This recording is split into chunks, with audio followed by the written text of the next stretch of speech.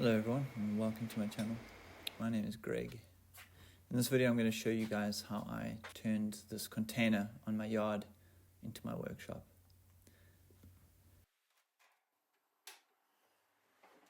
Initially when I started I was frantically looking around for space in Cape Town and found a beautiful big factory space, but unfortunately that one was swooped up by someone else.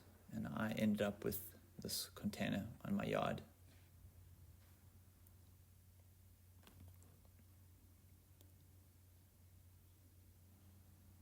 The container had a lot of work to do in order for it to be a proper workshop, but it was great because I didn't have to pay for it. It was there, it had a roof, and I just sort of could make it my own and didn't have to worry about the landlord or anything like that.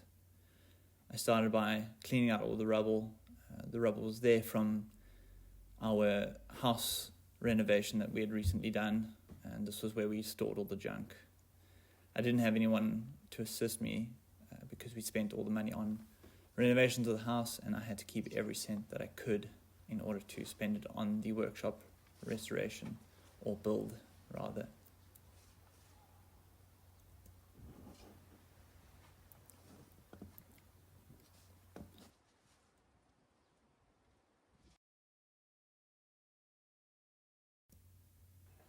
You can see me struggling with all the sort of old things that were taken from the house, and at some point I will make a video showing the house and how we restored it from a really old, stinky, damaged place to something that is livable, or at least I think it is. Once I'd cleared all the rubble, I could start making sense of things, seeing what was possible with the space. Because with all that stuff in there, I really don't know what I was actually thinking, but I could sort of have a brief idea or a mild understanding of what to do. And it took me about 2 to 3 days to do all of this before I could really get in there and do the electrics. I'm sure a lot of you will think that what I'm doing is dangerous, but I can assure you I turned the power off before drilling.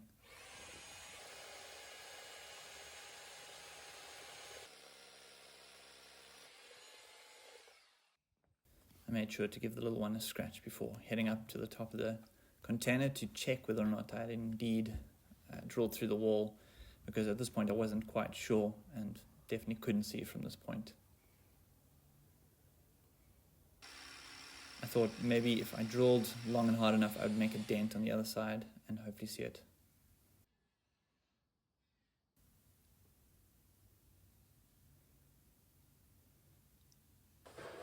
I could see a dent and luckily could make a hole. You can see here I struggled a little bit, tried to make a bigger hole from the other side, but this bit was not quite small enough to get through there, so that didn't happen. Using my inspector pinky, I could sort of see whether or not I hit the wall, and then look through and saw light, so I could stick the cable through from the side and get it through into the house.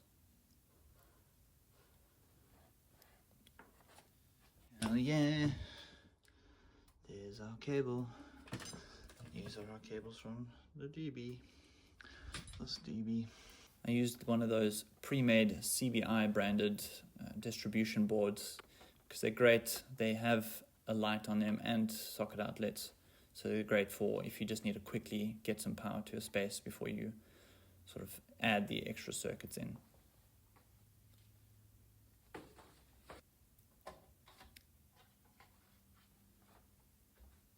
You'll see I didn't use a insulated screwdriver, reason one being that I didn't have one at the moment and there was no power to this place yet.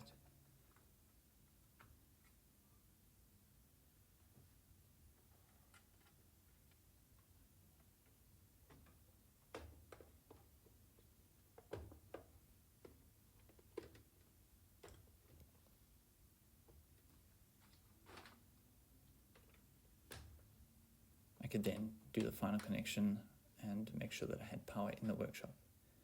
From there I got to work on the removing of this odd corrugated steel cladding that whoever previously owned the place installed.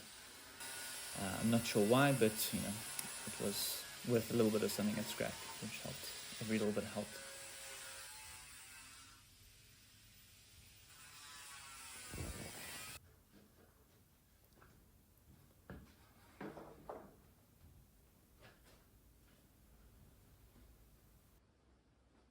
With that all cleared out, I could start sort of planning what I needed to build first, and that was a workbench. This I used to make like a impromptu workbench that I could put my miter saw onto, that I could start with first cuts and sort of getting a go on building the first little workbench.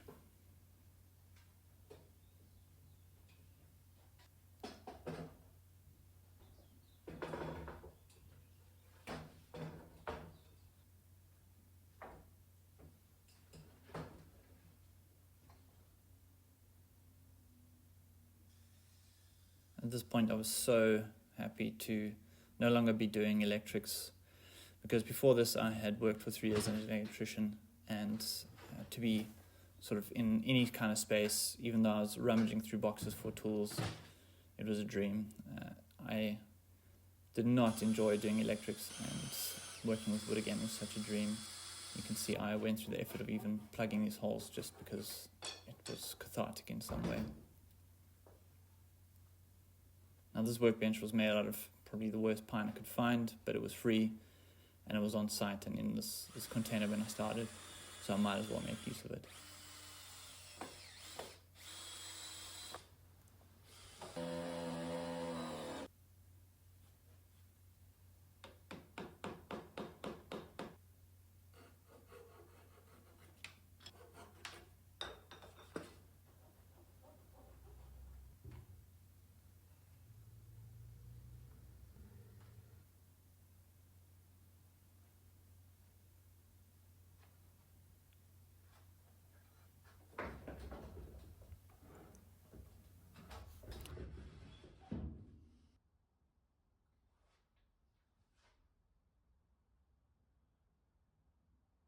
Once that was all set up, I had to step away to allow for the construction guys to start repairing the very damaged roof.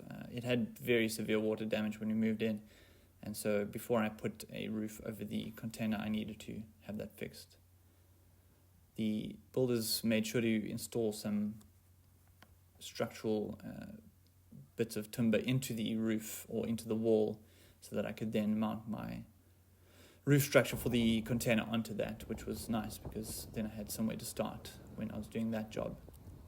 The guys did a really nice, neat and quick job and put a slab out the front for me to extend my workshop onto.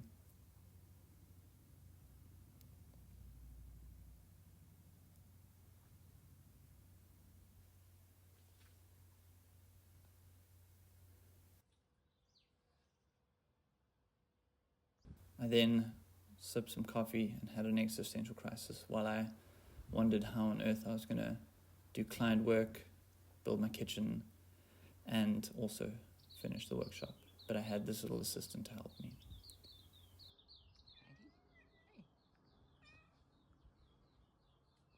At this point you can see I was working outside on the front sort of stoep or deck of our house, and thankfully the weather was good, so it wasn't that much of a problem, but it was not a sustainable way to work. But man, it was lovely to work with wood again.